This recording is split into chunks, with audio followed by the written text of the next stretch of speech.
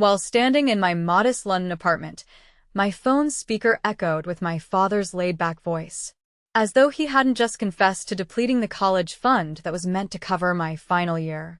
"No sense in getting upset now," he said. "What's done is done." I, Vanessa, at 25, found myself listening in disbelief. This was the fund I had painstakingly accumulated from scholarships, part-time jobs, and thrifty savings since high school. Trying to sound calm, despite my trembling hands, I asked, "How much is left?" "None, sweetheart," he replied. "Had some debts to settle, but you're smart. You'll figure something out." Like I had an option. As if he hadn't just undone 4 years of my hard work while I was overseas. "I see," I responded quietly. "Good luck." "That's my girl," he quipped, mistaking my composure for compliance. "Always practical, just like your dad." Got to dash, meeting friends for drinks. Using my money, my future. I sank into the chair at my small desk, looking out at the London street that had captured my heart during my semester abroad. Just 3 months until I would have to find a way to salvage my senior year. After my own father had pulled the rug from beneath me, another notification buzzed on my phone, a text from him. "Let's not alarm your mom or grandmother. He wouldn't want them worrying." Similarly, he kept them unaware of his gambling issues, failed ventures, and his history of taking money without repaying. Opening my laptop, I began organizing. First, gather documentation, like bank statements showing account history, my deposit records, and scholarship awards. Then research legal help, financial aid, potential jobs. He always underestimated me, treating me like a backup plan. "Good thing you're pretty," he'd say in response to my straight A's, as if looks mattered more than academics. "You could always marry rich," was his fallback. But I hadn't invested years of effort to let him derail my future. Mistaking my calm acceptance for practicality, he didn't grasp that it was this practicality he should fear. Over the week, I uncovered the extent of his betrayal.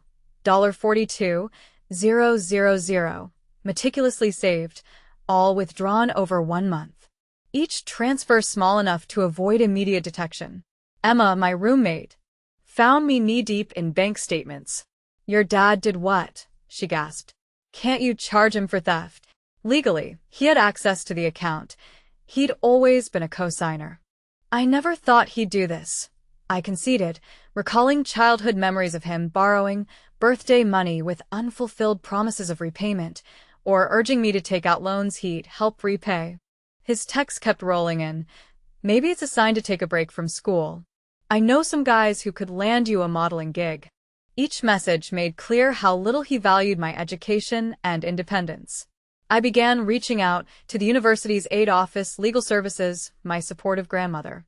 Not ready to divulge everything, I quietly gathered insights and options. In class, his next call came. "Hey, princess, just wondering if you have any other accounts? You're always so good with money." His assumed entitlement made my blood boil, yet I kept my response light. "Why, Dad?" "Oh, no reason. Just thinking about your future," he replied. His idea of my future was draining my funds and discouraging my studies abroad, citing family responsibilities. "In class now, Dad. Talk later," I said, hanging up and adding another task to my list. Close any remaining accounts he might reach. That evening, I found out about moving everything to new accounts in another bank when I received an email from my grandmother. She had called my father earlier that day and sensed his unease. "He seemed nervous when I asked about your college fund. Is everything all right?" she inquired. I couldn't help but smile, thinking about how uncomfortable he must have felt, given his long-standing fear of my grandmother, the only person who had ever managed to hold him accountable. "Can we talk?" I wrote back. "There's something you should probably know." My grandmother's reply was prompt and intense. After I shared the entire story, she instantly called for an emergency family meeting, deliberately leaving my father out.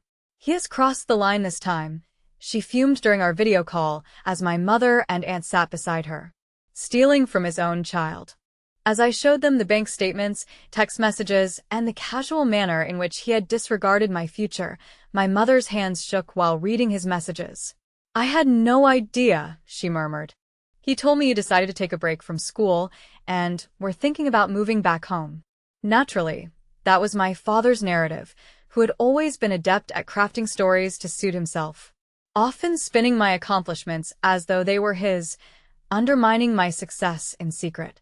I've been recording everything, I assured them, every single withdrawal, message, call. I won't let him escape accountability. My aunt, who was a lawyer, leaned in. The account situation is complicated since your father was a co-signer, but there might be other avenues to explore. Has he made any written promises about returning the money?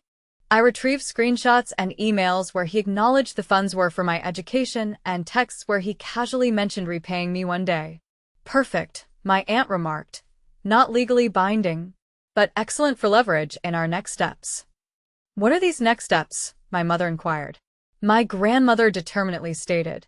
We need to make Gregory understand the gravity of what he's done and to whom. The plan materialized swiftly. My grandmother would confront him first and make him aware the family knew of his deeds. My aunt would prepare a formal letter demanding restitution, and my mother, who had been hesitant for years, would finally pursue the divorce. He's always underestimated you. My grandmother remarked to me, viewed you merely as an extension of himself instead of your own person. It's time to show him who you really are. That night, my father reached out again. Your grandmother seemed upset today, he cautiously said. You didn't tell her anything, did you? About what, Dad? The college fund you took? The plan to sidetrack my future? Or just your general belief that my education means nothing compared to your needs? A silence followed. Now, princess. Don't call me princess. Don't call me at all. From now on, communicate through Aunt Sarah. Sarah? Why does your aunt need to be involved? Because she's a lawyer, Dad, and you're going to need one too. My father's reaction was predictable. Denial. Then anger, followed by desperate attempts at manipulation. You're overreacting, he texted. It was just money. Family matters more. I forwarded each of his messages to my aunt and refrained from replying, letting him further entangle himself. His next action was to appear at my grandmother's home where I was staying before my return flight to London. She didn't let him pass the porch. How dare you, she demanded. Loud enough for neighbors to overhear. Take your daughter's college fund. Have you no shame? Mother, please, he tried to whisper. This is between family. Exactly, she retorted. And you've betrayed yours. Leave, or I'll contact the police. He left, but the text continued. Your grandmother's turned you against me. I'm your father. You owe me respect after all I've done for you. I contemplated everything he'd actually done, his attempts to dissuade my academic pursuits, borrowing from my savings, viewing my achievements as his payday when convenient. My aunt sent out the demand letter via certified mail to his residence, detailing every cent taken along with options for payback. He called. Furious, you can't sue your father. Watch me, I responded, hanging up. The family fallout was dramatic. Relatives I hadn't heard from in years reached out, expressing outrage. His sister, Aunt Patricia, recounted how he'd also borrowed from her children's birthday cards. He's always been this way, she said, taking what wasn't his. Expecting everyone. My mother eventually completed the process for divorce, pointing to financial infidelity as one of the main issues. During the initial hearing, my father's habit of taking money came to light. You emptied your daughter's college fund for gambling debts? The judge asked with disbelief. I was planning to return it, he insisted weakly. With what money? These documents show you haven't had a stable job for 3 years. His carefully maintained image of a fun-loving, generous father was disintegrating. Every attempted defense from him further exposed his true nature. When the university's financial aid office learned of my situation, they were surprisingly supportive. They assisted me in acquiring emergency funding and arranged a payment schedule for my final year. My grandmother, though I was reluctant, offered to help financially. Unlike your father, she asserted, I value education and keeping promises. In response to the demand letter, my father claimed he was broke, insisting he couldn't repay what he had taken. Then my aunt found evidence of his new car purchase, the vacation pictures he had shared online, and the country club membership he managed to keep. He isn't broke, she explained. He's just skilled at hiding assets. But not skilled enough. His texts became more desperate, lamenting how I was ruining his life. You're destroying my life, my own daughter turning against me, he wrote. I raised you better than this. Each message peeled away the facade of the loving father, revealing the manipulator beneath. His final ploy was to attempt to turn my younger cousins against me, feeding them lies that I aimed to bankrupt him out of spite.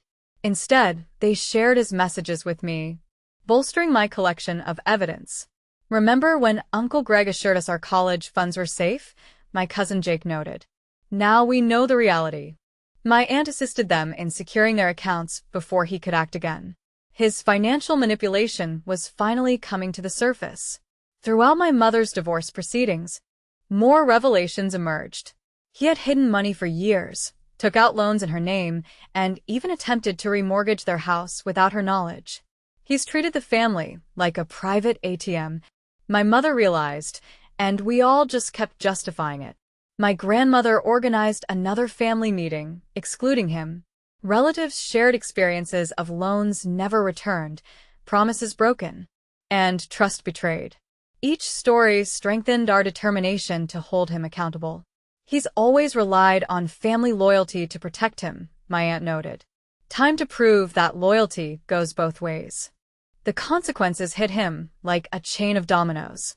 First, my mother's divorce lawyer uncovered his hidden accounts, leading to a larger settlement than he expected.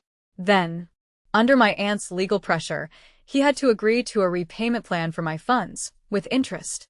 His guise of a kind, fun-loving father shattered entirely when the family learned about borrowing money from elderly relatives, promising returns that never materialized, a classic Ponzi scheme.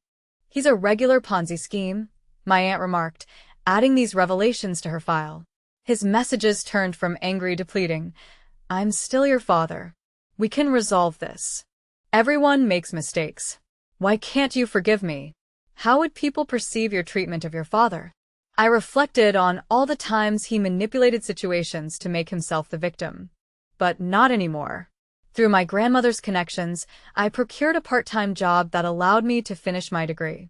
My professors, aware of my circumstances, helped arrange a flexible schedule. Each minor victory felt like distancing myself from his influence. The family's support was unexpected. Cousins shared their own accounts of his financial manipulation, and aunts and uncles who once enabled his behavior now stood against him. Even distant relatives reached out with support. Your father called, my grandmother informed me one evening. He asked me to persuade you to drop the repayment plan, saying it's tearing the family apart. And what did you say to him? That he broke it himself by stealing from his daughter. His last unsuccessful attempt at manipulation was appearing at my graduation, uninvited but determined to play the role of a proud father. That's my girl, he announced loudly. My father had carefully constructed a world that completely unraveled a year after our confrontation over my stolen college fund. The DIV exposed his financial schemes, leading former friends who'd invested in his ventures to demand answers and relatives to take legal action. During my graduation party hosted by my grandmother, it became a celebration of both my academic achievement and independence. Friends and family shared their stories of standing up to manipulative parents. My mother mentioned that my father called her, wanting to drop the repayment plan, claiming he had learned his lesson. Thinking of his social media posts still showing him living beyond his means, I doubted his sincerity. My aunt had arranged a strict repayment plan with monthly payments directly from his paycheck, finally forcing him to get a real job as his lifestyle crumbled when no one was lending him money. Despite his complaints about fairness, I reminded him that love isn't unconditional when trust is broken. My career was flourishing, with a position secured in a top London firm, each success sweeter as it was earned on my own. My grandmother became my staunch ally, her fierce protection contrasting with my father's self-serving ways. She informed me of another call he made, expressing interest in visiting me in London, but it was clear he hoped to ask for money. My Aunt Patricia started a family chat to track his manipulation attempts, revealing his latest schemes. Watching his world shrink while mine expanded validated my journey, as each payment he was forced to make underscored his capability to do right if compelled. My success became my shield, with accomplishments reflecting his greatest mistake, underestimating my resolve. My return to London was a new chapter, with my small flat symbolizing independence, paid by my own means. His transparent attempts to contact me included a birthday card expressing his pride and social media posts curating a false devoted father narrative. My Aunt Sarah helped draft a cease and desist letter when his posts escalated, as he tried to rewrite our history, but I ensured a paper trail to prove otherwise. I had grown immune to my father's words about his financial woes. Through family chatter, I learned of his latest ploys. He started boasting about connections in London, implying he could help others' children find opportunities abroad. His attempts to profit from my success failed when they contacted me for confirmation. "Your father says you're hiring at your firm," one family friend mentioned. He had suggested a good word for their daughter, of course, for a small consulting fee. I had to explain that my father had no ties to my firm, no hiring influence, and no right to charge for false promises. Every response I gave added another barrier between his deceptions and my reality.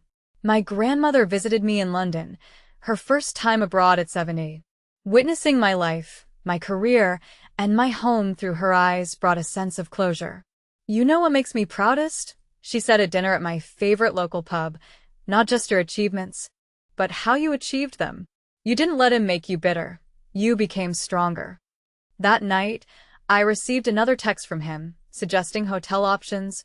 Assuming my flat was cramped with my mom visiting, I showed the message to my grandmother, and we both laughed at his transparent motives. "Should I respond?" I asked, already knowing the answer. "Darling," she said, raising her glass, "your success speaks for itself." 2 years after confronting him over the stolen college fund, my father's repayment plan was still ongoing. Each monthly payment was a vivid reminder of his accountability. He tried various plans to reduce or delay payments, but my aunt's legal oversight was steadfast. During a family gathering, my cousin Jake shared a victory. He graduated debt-free thanks to a college fund my father couldn't touch. Uncle Greg said, "I should thank you for overreacting about your fund. That your dramatic response taught him a lesson." Jake laughed. "Did he learn, though?"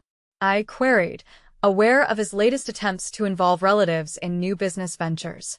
"He learned not to target family with good lawyers," my Aunt Sarah added. My career soared as I was promoted to a senior position, built on the same determination that helped me overcome my father's betrayal. His Christmas card arrived, filled with feigned cheer and allusions to financial struggles. Inside, he wrote, "Still paying for one mistake. When will you let it go?" I pinned it on the bulletin board beside my degrees and promotion letters, reminders that his lapse did not shape my future. His signature, once a symbol of authority, now mirrored the signature of a man who bet against his daughter's resilience and lost. At my firm's annual charity gala, I spoke about persistence and surmounting obstacles, leaving out my father. I spoke about discovering my college fund was gone, framing it as a lesson in self-reliance. Sometimes, I told the crowd, those who should support you become the hurdles you must overcome. Their underestimation turns into your motivation. My father saw the speech online. It was shared in a family group chat he was no longer part of. He conveyed his thoughts through my grandmother. "She's still angry, using my mistake for attention." "No," replied my grandmother. "She's successful because of her strength to uplift others. There's a difference." The last repayment from my father arrived on a Tuesday, marking the end of the theft he committed, along with a note. "Can we be family again?" I filed the receipt with all other documents, bank statements, demanding texts, social media posts where he attempted to rewrite history.